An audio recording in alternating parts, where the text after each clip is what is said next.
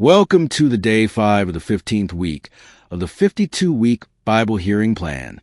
Let's listen from Job chapter 29 to 30. Chapter 29. Job continued his discourse. How I long for the months gone by, for the days when God watched over me, when his lamp shone upon my head, and by his light I walked through darkness.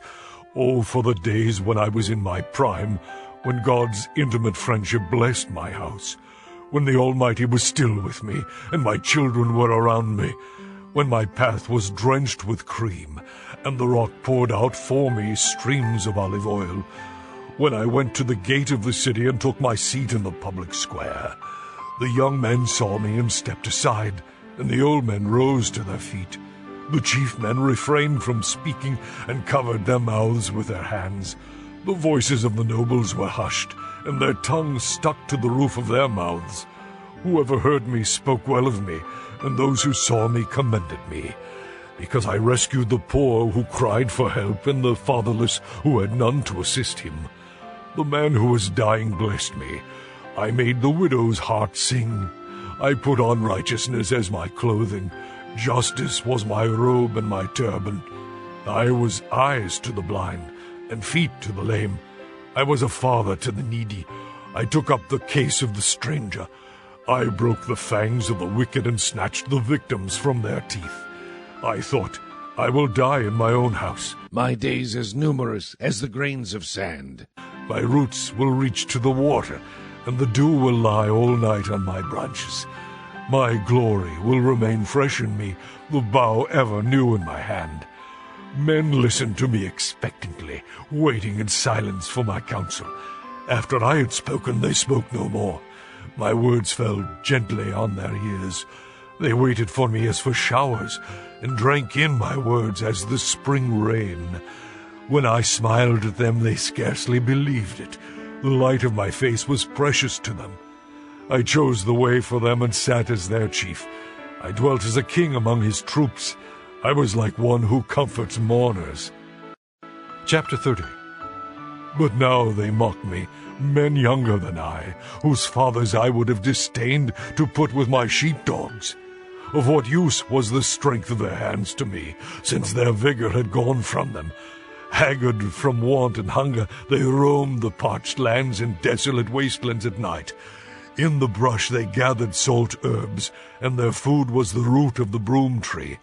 They were banished from their fellow men, shouted at as if they were thieves. They were forced to live in the dry stream beds among the rocks and in holes in the ground. They brayed among the bushes and huddled in the undergrowth. A base and nameless brood, they were driven out of the land. And now their sons mock me in song. I have become a byword among them. They detest me and keep their distance. They do not hesitate to spit in my face. Now that God has unstrung my bow and afflicted me, they throw off restraint in my presence. On my right the tribe attacks. They lay snares for my feet. They build their siege ramps against me. They break up my road. They succeed in destroying me without anyone's helping them.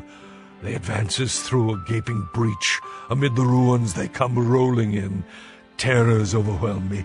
My dignity is driven away as by the wind. My safety vanishes like a cloud. And now my life ebbs away.